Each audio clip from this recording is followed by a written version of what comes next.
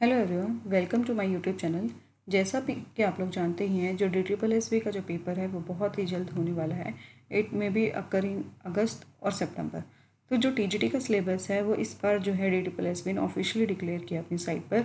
आप ये जो PDF है मेरे टेलीग्राम चैनल से भी डाउनलोड कर सकते हैं या फिर इसकी वेबसाइट ऑफिशियल वेबसाइट पर जाकर भी डाउनलोड कर सकते हैं।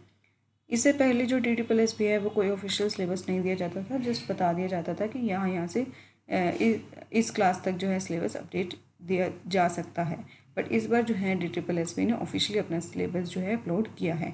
अगर हम बात करें TGT नेचुरल साइंस के अंदर कौन कौन से टॉपिक्स कौन कौन से सब्जेक्ट्स आएंगे, तो इसके अंदर होगा फिजिक्स, केमिस्ट्री एंड बायोलॉजी। तीनों जो है इक्वली यहाँ पर डिवाइडेड होंगे। तो आइए देखते हैं इसका क्या क्या सिलेबस यहाँ पर रहेगा। तो सबसे पहले बात कर लेते हैं फिजिक्स का यहाँ पर क्या क्या सिलेबस रहेगा और ये जो है कौन सी क्लास का टॉपिक मोस्टली रहेगा। सबसे पहला जो टॉपिक है वो इफेक्ट ऑफ करंट है।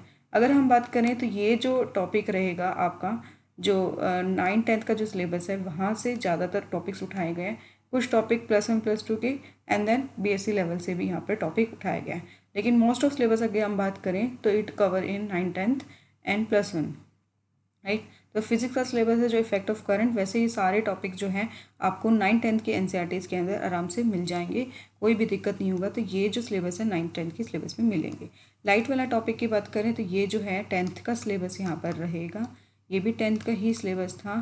10th की बुक NCERT बुक से आपको बहुत ईजिली मिल जाएगा और कहीं से आपको करने की ज़रूरत नहीं है। This is the best book कि आप यहाँ से इसको अच्छे से तैयार करें। तो लाइट ऑफ टॉपिक के अंदर कन्वर्जेंस, डाइवर्जेंस, कनकेव मिरर के जो कॉन्सेप्ट्स है, कर्वेचर के, प्रिंसिपल एक्सेस, ऑप्टिक सेंटर, ये सब चीज़ें आप लोगों को वहाँ से मिल जाएगी। Spherical mirror, reflect indexes, twinkling of stars, dispersion, scattering of lights, ये सारे टॉपिक आपको NCERT 10th की बुक में अवेलेबल मिलेंगे।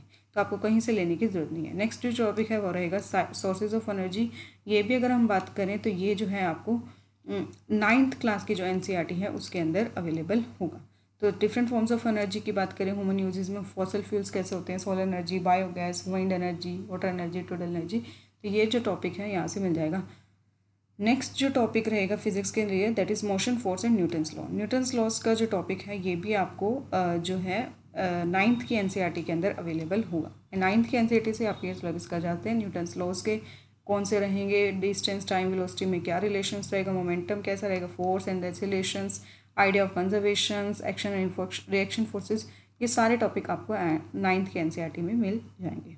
नेक्स्ट है gravitation, work, energy and power. तो ये जो टॉपिक है ये भी आपको जो है NCERT के अवेलेबल होगा। 9th के NCERT के अंदर ये सिलेबस जो है kinetic energy, law of conservation of energy, floatations, force of gravitations, acceleration due to gravity, ये सारे टॉपिक्स आपको 9th के NCERT में मिल जाएंगे। नेक्स्ट टॉपिक है फ्लोटेशन का। फ्लोटेशन की बात करें तो इसके अंदर प्रेशर्स की बात करते हैं। ज़्यादातर प्रेशर्स का क्या डिफरेंस रहेगा उसके अंदर बात करते हैं। आर्किमिडीज प्रिंसिपल जो कि प्रेशर से रिलेटेड होता है, ये सब आपको इसके अंदर देखने को मिलेगा। ये भी आपको 9th के NCERT में अवेलेबल होगा।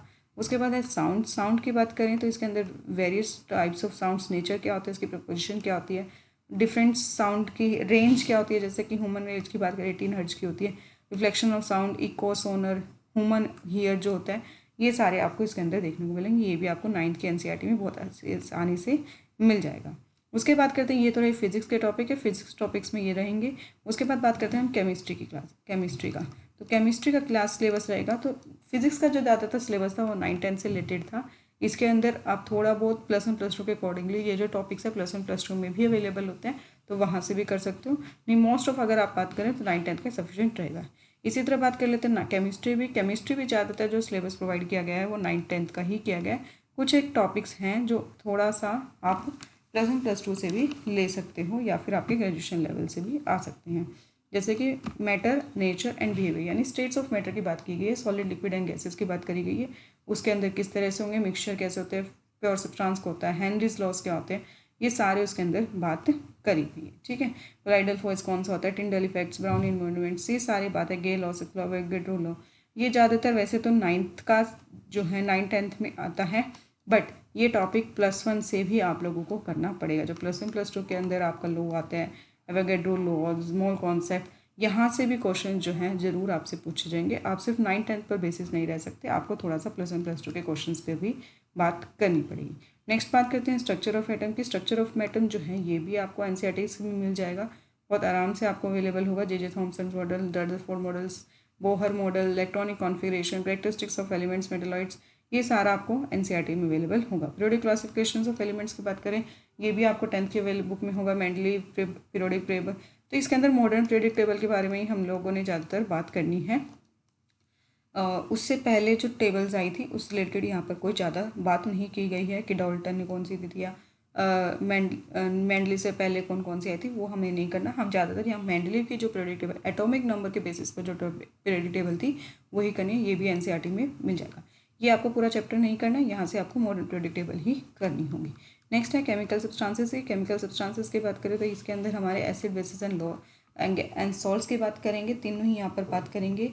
ये भी आपको 10th के एनसीईआरटी में अवेलेबल होगा, लेकिन आपको +1 +2 का भी यहाँ से कुछ टॉपिक करना पड़ेगा, क्योंकि जो पीएच स्केल के क्वेश्चंस होते हैं, पीएच से रिलेटेड, पीकेडब्ल्यू से रिलेटेड आपको एनसीईआरटी 10th में नहीं अवेलेबल होगा। इसके लिए आपको +1 +2 की जो है एनसीईआरटीज को देखना पड़ेगा। एसिड इक्विलिब्रियम सॉल्यूशंस के बारे में भी आपको जानने के लिए +1 +2 की एनसीईआरटी यूज़ करने की पड़ेगी। तो यहाँ पर आपको थोड़ा सा ऊपर जाना पड़ेगा, +1 +2 की एनसीईआरटी भी उठानी पड़ेगी। नेक्स्ट बात कर रहे थे केमिकल रिएक्शंस की। केमिकल रिएक्शंस के लिए आपको जो है यहाँ पर भी 10th की एनसीईआरटी काफ़ी सफिशिएंट रहेगी, इससे ऊपर आपको सिलेबस में नहीं आएगा। बहुत है वहाँ पता करने। मेटल्स एंड नॉन मेटल्स की बात करें, ये भी आपको 9th 10th की एनसीईआरटी सफिशिएंट रहेगी, इससे ऊपर बहुत ज़रूरी नहीं है। ये टॉपिक रहेगा आपका एनसीईआरटी से रिलेटेड, ठीक है। नेक्स्ट बात करते हैं कार्बन कंपाउंड्स की। कार्बन कंपाउंड्स की बात करें तो यहाँ पर जो है आपको थोड़ा सा +1 +2 के जो कॉन्सेप्ट्स हैं, यूपीएससी नेम है जो, जैसे कि आइसोमेरिज्म वाला टॉपिक है। वैसे तो ये 9th 10th का टॉपिक अगर हम हेडिंग्स की बात करें, लेकिन फिर भी अगर आपको थोड़ा सा अच्छा इसके अंदर परफॉर्म करना है तो आपको जो है एनसीईआरटी +1 +2 भी यहाँ पर करना पड़ेगा, क्योंकि एल्कोहल से रिलेटेड जो क्वेश्चंस रहेंगे, इसकी प्रिपरेशन जो प्रॉपर्टीज़ होती है, इसकी केमिकल रिएक्शंस जो होती हैं, वो +1 +2 से रिलेटेड पूछी जाती है। 9th 10th के एनसीईआरटी में जो दिया गया है वहाँ से यह सफिशिएंट नहीं रहेगा, तो ये भी आपको +1 +2 एनसीईआरटी से ही करना होगा, ठीक है। नेक्स्ट बात करते हैं कंजर्वेशन ऑफ नेचुरल रिसोर्सेज की। कंजर्व ऑफ नेचुरल रिसोर्सेज की बात करें तो ये जो टॉपिक रहेगा इतना ज़्यादा नहीं है, आप पॉल्यूशन से रिलेटेड थोड़ा बहुत कर सकते हो। और यहाँ पर आप ज़्यादातर जो करेंटली टॉपिक पे जिसके ऊपर बात हो रही है, जैसे आजकल जो है जो पॉल्यूशंस हो रहे हैं वो काफ़ी बढ़ रहे हैं, तो उस पर जैसे कि ई वेस्ट जो हो रहा है, या फिर हम लोग कैसे उसको हैंडल करें, गैसेस जो रिलीज़ हो रही है, एयर पोल्यूशन स्पेशली ज़्यादा जो हो रहा है, उसके ऊपर बात कर सकते हैं। तो यहाँ आपको प्रोटोकॉल्स पढ़ने होंगे कि कौन से, जैसे मॉनिटरियल प्रोटोकॉल्स है या उससे रिलेटेड मैन लाइफ कंजर्वेशन क्या हो रहा है, ये सब जो है आपको यहाँ पे पढ़ना होगा। उससे रिलेटेड यहाँ पर हमेशा एक ना एक आपसे पूछा जाता है कि कौन सा लॉज कौन से पोल्यूशन के लिए निकला है। तो ये 2015 से लेकर 2024 तक के आप लॉज यहाँ पर पढ़नी पड़ेगी, कौन सा लॉज कब लेके आया जा रहा है। उसके बाद बात करते हैं मैन मेड मटेरियल की। मैन मटेरियल की बात करें, पॉलीमर्स, फाइबर्स, प्लास्टिक, ये जो आपका रहेगा +1 +2 का टॉपिक रहेगा। +2 की बुक के अंदर ही आपको जो है बायोमोलिक्यूल्स के अंदर मिल जाएगा। ये आपका 9th 10th का सिलेबस नहीं है, यहाँ पर आपको +2 की +2 के एनसीईआरटी यूज़ करनी पड़ेगी, क्योंकि पॉलीमर्स और फाइबर्स वाला टॉपिक जो है वो थोड़ा बड़ा हो जाता है और आपको एनसीईआरटी से अवेलेबल करवाना पड़ेगा। नेक्स्ट बात कर लेते हैं बायोलॉजी की। बायोलॉजी की बात करें तो यहाँ पर जो है आपको 9th 10th की भी यहाँ पर भी मोस्टली 9th 10th का सिलेबस रहेगा, लेकिन +1 +2 का बायोलॉजी भी आपको यहाँ पर उठाना पड़ेगा, उसके बिना भी यहाँ पर काम नहीं चलेगा। तो सबसे पहले बात करते हैं लाइफ प्रोसेस। इसके अंदर आपका डाइजेशन, रेस्पिरेशन, ट्रांसपोर्टेशन और सर्कुलेशन और एक्सक्रीशन, ये सारे टॉपिक्स यहाँ पर, digestion, circulation, right, transportation in plants and animals, right, excretion, ये सब टॉपिक्स आपके सिलेबस में होंगे। Digestion in plants and animal, circulation and transportation in plants and animal, excretions, respiration वाला टॉपिक भी आपको दोनों के अंदर देखना होगा। तो लाइफ प्रोसेसेस के अंदर हमारी ये जो है लाइफ प्रोसेस अवेलेबल हो जाती है, जैसे life process nutrition and digestion से रिलेटेड सारा टॉपिक रहेगा। फोटोसिंथेसिस, फूड प्रिपरेशंस कैसे होती है, holozoic nutrition, aerobic respiration, anaerobic respiration, transportation in human beings, plants, transportation in animals, excretions and excretion in plants and animals, right. तो उसके बाद बात करते हैं कंट्रोल एंड कोऑर्डिनेशन की, यानी नर्वस कंट्रोल और जो हार्मोनल कंट्रोल रहेगा वो इस टॉपिक के अंदर अवेलेबल होगा। ये भी आपको 10th के एनसीईआरटी में मिल जाएगा, लेकिन आपको +1 +2 की +1 की जो एनसीईआरटी का टॉपिक है, लास्ट यूनिट जो हमारी 5th यूनिट बनती है, वहाँ से भी आपको नर्वस कंट्रोल करना पड़ेगा। 10th की एनसीईआरटी सफिशिएंट नहीं रहेगी। आपको बायोलॉजी के लिए जो है बेस्ट बुक रहती है एनसीईआरटी करिए। एनसीईआरटी से बाहर कुछ भी करने की ज़रूरत नहीं है, क्योंकि वो बहुत सफिशिएंट रहती है किसी भी एग्ज़ाम की प्रिपरेशंस के लिए। स्पेशली टीजीटी के एग्ज़ाम के लिए आपके लिए बहुत सफिशिएंट रहेगी। Control and coordinations, endocrine glands, exocrine gland, geotropism, coordination in plants, human brains, ये सारा नर्वस सिस्टम के अंदर इंक्लूड हो जाएगा। नेक्स्ट बात करते हैं रिप्रोडक्शन की। रिप्रोडक्शन की बात करें तो ये जो रहेगा, वैसे ये जो टॉपिक्स दिए गए हैं, importance of variations, modes of reproduction by single organism, sexual reproduction in plants and animal, reproduction in human beings, what happens when an egg is not fertilized and this. तो ये जो टॉपिक है ये भी आपका 10th क्लास का ही topic है, आपको यहीं से करना होगा। सेम टॉपिक्स बिल्कुल सेम हेडलाइन के साथ एनसीईआरटी की बुक के अंदर अवेलेबल आपको मिल जाएंगे। उसके बाद बात करते हैं हेरिडिटी एंड इवोल्यूशंस की। हेरिडिटी एंड इवोल्यूशन का टॉपिक भी आपका 10th क्लास से ही लिया गया है। सेम टॉपिक के साथ, सेम हेडिंग के साथ आपको एनसीईआरटी की बुक में मिल जाएगा। उसको आप डिटेल में पढ़िए, डिटेल्स में लाइन टू लाइन अच्छे से रीड करिए, उसका क्या मतलब है, क्या उसको कहना चाहता है। आप अगर अच्छे से लाइन टू लाइन आपको मतलब पता होगा तो आपका पेपर आराम से हो जाएगा।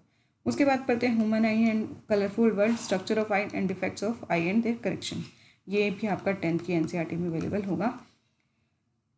नेक्स्ट बात करते हैं नेचुरल रिसोर्सेज की। नेचुरल रिसोर्सेज की बात करें तो यहाँ पर जो है fundamental units of life, tissues का टॉपिक जो रहेगा वो रहेगा, यानी ये 9th क्लास की एनसीईआरटी जो रहेगी आपकी, उधर से आपको अवेलेबल होगा। फर्स्ट चैप्टर यहाँ पर है टिश्यूज़ के, plant tissue and animal tissue, ये भी आपका 9th की क्लास में अवेलेबल हो जाएगा। उसके बाद करते हैं diversity of living beings, hierarchy, classification, nomenclature, ये सब आपको करना पड़ेगा +1 की एनसीईआरटी से। ठीक है, +1 की एनसीईआरटी फर्स्ट यूनिट जो टॉपिक है वो आपका पूरा यहाँ से रहेगा, ये आपको वहीं से करना पड़ेगा। वाई डू यू फील इल, ठीक है, ये वाला जो चैप्टर है आपको मिल जाएगा 9th क्लास की 9th क्लास में, 9th क्लास के एनसीईआरटी में, तो वहाँ से आप ये लोग का चैप्टर कर सकते हैं। नेचुरल रिसोर्सेज के अंदर इसने बताया हुआ है कि कौन कौन से टॉपिक्स जो है मेन रहेंगे, जैसे कि अवर एनवायरनमेंट, यानी इसके अंदर आपको पोल्यूशन से रिलेटेड बात करनी है, सारे air pollution, water pollution, soil pollution, noise pollution, ये सारी बात करनी है। और उससे रिलेटेड कौन कौन से लॉज या प्रोटोकॉल्स अभी तक या किस ऑर्गेनाइजेशन ने, यूनेस्को ने क्या काम करा है, यूनेपी ने क्या काम किया, ये सारा आपको याद करना पड़ेगा। मोस्टली यहाँ से वही क्वेश्चंस निकलते हैं। कैसे ओजोन बनता है, ये बहुत पुराना क्वेश्चन हो चुका है। आजकल मॉन्ट्रियल प्रोटोकॉल, ब्राजीलियन प्रोटोकॉल, ये सब पे बात होने लग गई है, अब इससे रिलेटेड क्वेश्चन ही पूछे जाते हैं। Air pollution, water pollution, biochemicals, green house effects, biochemicals भी एक इंपॉर्टेंट टॉपिक है, ये भी आपको करना पड़ेगा। इसके अंदर आपसे काफ़ी हद तक 1-2 क्वेश्चन यहाँ से पक्का जरूरत है। ओजोन लेयर से रिलेटेड यहाँ पर क्वेश्चन पूछे जाते हैं।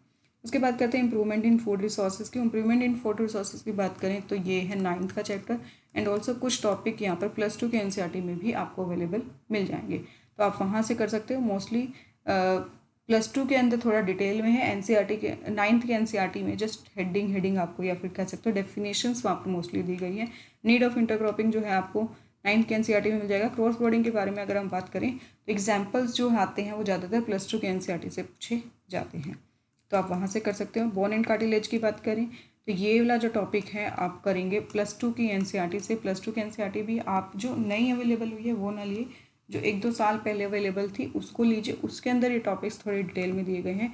अब जो नई एनसीईआरटीज आई हैं वहाँ पर कुछ टॉपिक्स काट दिए गए हैं, तो ये जो बोन्स एंड कार्टिलेज वाला टॉपिक है ये आपको +2 के +1 के एनसीईआरटी में, सॉरी +2 नहीं +1 के एनसीईआरटी में आपको मिल जाएगा। उसके बाद करते हैं एनिमल डाइवर्सिटी। एनिमल डाइवर्सिटी मैंने ऊपर भी बताया था, पूरा जो है +1 के एनसीईआरटी से क्लासिफिकेशन वाला चैप्टर जो था वही unit number 1 animal kingdom complete आप लोगों को करना पड़ेगा, लेकिन आपको यहाँ पर फाइलम प्लस का तक काम करना है। उसके बाद जो है यहाँ पर कुछ आपको मतलब फाइलम नहीं करने, जैसे काइनोडर्मेटा यहाँ पर आपको नहीं करना है, हेमिकोडेटा आप लोगों को यहाँ पर नहीं करना है।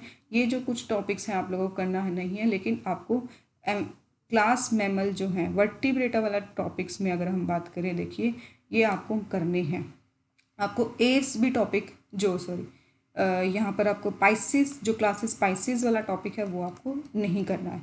कुछ टॉपिक्स यहाँ पर काट दिए गए हैं, phylum Porifera, Cnidaria, Annelida, Arthropoda, Aschelminthes भी आपको नहीं करना है, प्लेटिहेलमेंथिस भी नहीं करना है। तो ये कुछ एनसीईआरटीज़ के टॉपिक हैं जो आपको काट दिए गए, आप यहाँ से चेक कर सकते हैं कि कौन कौन से टॉपिक आप लोगों को करने हैं। उसके बाद बात करते हैं comparative anatomy and developmental biology.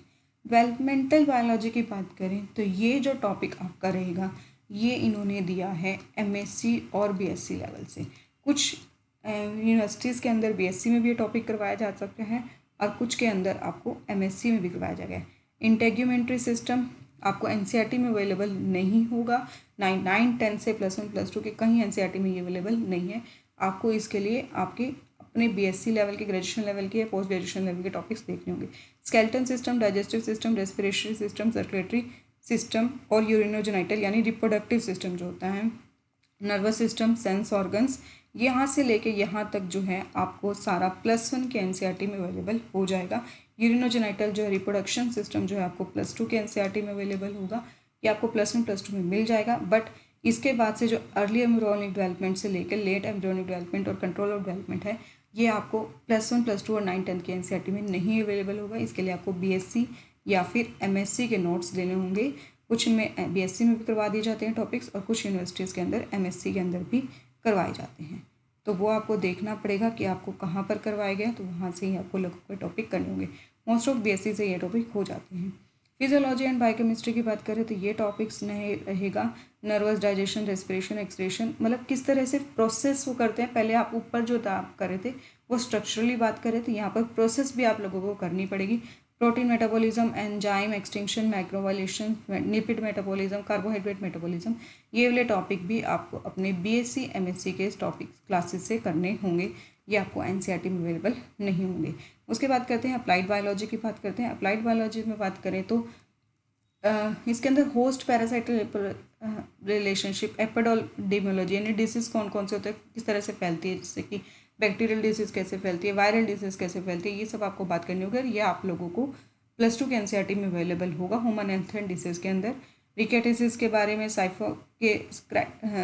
स्पाइरोकाइटिस के बारे में, पैरासिटिक प्रोटोजोआ, हेलमेंथीज यानी एस्केलमेंथीज आपको यहाँ भी दिया गया, यानी उन्होंने पीछे काट दिया था बट यहाँ डाल दिया है, तो ये टॉपिक भी आपको करना पड़ेगा। लेकिन उसके अंदर आपको जो उसके एग्जाम्पल्स है उसको डिटेल में पढ़ना पड़ेगा, वो किस तरह से डिजीज़ फैलाते हैं, जैसे फैसियोला हिपोटिका के कौन से 5 लार्वल स्टेजेस होते हैं, इस तरह से आप लोगों को टेनिया जो सोलियम है उसके कौन कौन से डिजीज स्टेजेस होंगे, जिस स्टेजेस पर काम करता है, तो वो आपको लार्वल स्टेजेस भी यहाँ पर पढ़नी पड़ेगी। इंसेक्ट्स ऑफ इकोनॉमिक इंपॉर्टेंस, और जितने भी इंसेक्ट क्लास इंसेक्ट है जो सबसे बड़ी क्लास है हमारी, उसके बारे में भी आपको डिटेल में पढ़ना पड़ेगा। उनकी मेडिकल इंपॉर्टेंस क्या होगी, एनिमल हस्बेंड्री यानी ये +2 का टॉपिक रहेगा, वहाँ से आप कर सकते हैं। Poultry farming and fish technology, fish technology जो है एनसीईआरटी में अवेलेबल नहीं है, ये भी आपको बीएससी लेवल पर ही आपको पढ़ना होगा। बीएससी लेवल के अंदर ये टॉपिक करवाया जाता है जूलॉजी के अंदर।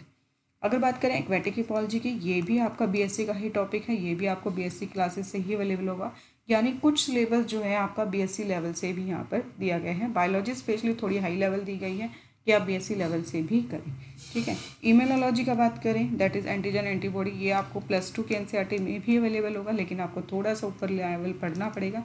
बीएससी लेवल का भी आपको यहाँ पर रीड आउट करना पड़ेगा। रिप्रोडक्टिव बायोलॉजी की बात करें तो ये भी आपका जो है +2 के एनसीईआरटी में है, और ये सफिशेंट रहेगा। +2 के एनसीईआरटी ही रिप्रोडक्शन के लिए बेस्ट है, और रिप्रोडक्टिव हेल्थ भी है +2 के एनसीईआरटी का फर्स्ट यूनिट के अंदर ही आप लोगों को मिल जाएगा, इससे ऊपर करने की ज़रूरत नहीं है। इंसेक्ट वेक्टर एंड डिसीज़ की बात करें तो ये जो टॉपिक है आप लोगों को इसके लिए क्लास इंसेक्टा जो है अच्छे से रीड आउट करनी पड़ेगी। क्लास इंसेक्टा जो है उसके आगे सब क्लासेस करनी पड़ेगी, 6-7 क्लासेस होती है, वो आप सबको रीड करनी पड़ेगी, क्या क्या काम करते हैं, किस तरह से काम करते हैं, तो वो ज़रूरी है यहाँ पर करना। उसके बाद है सेरिकल्चर यानी सिल्कवॉर्म जो है उसकी पूरी प्रोसेस आपको पढ़नी पड़ेगी, किस तरह से प्रोसेस होती है, क्या उसका यूज़ होता है, किस तरह से उसकी खेती की जाती है, ये सब आपको डिटेल में रीड आउट करना होगा। तो ये रहा हमारा सिलेबस बायोलॉजी का भी। तो इस तरह से अगर आप देखो तो केमिस्ट्री और फिजिक्स का जो सिलेबस है वो मोस्टली +2 के एनसीईआरटी तक ही सीमित है। वैसे 9, 10 का मोस्टली अवेलेबल है, लेकिन थोड़ा सा +1 +2 में गया है। बट बायोलॉजी के सिलेबस की बात करें तो वो जो है बीएससी लेवल से एमएससी लेवल तक भी पहुंच गए हैं। तो मैंने ये डिस्कस किया कि टीजीटी का सिलेबस क्या रहेगा। आगे मैं नेक्स्ट वीडियो में मैं डिस्कस करूँगी कि पीजीटी का क्या क्या सिलेबस रहेगा रिगार्डिंग टू बायोलॉजी या साइंस के, ठीक है। तो बायोलॉजी के सिलेबस से रिलेटेड मैं बात करूँगी कि क्या क्या सिलेबस रहेगा पीजीटी लेवल के लिए। बने रहिए हम मेरे चैनल के साथ, और अगर अभी तक आपने चैनल को सब्सक्राइब नहीं किया है तो प्लीज़ चैनल को सब्सक्राइब करें और शेयर भी करें। Thank you.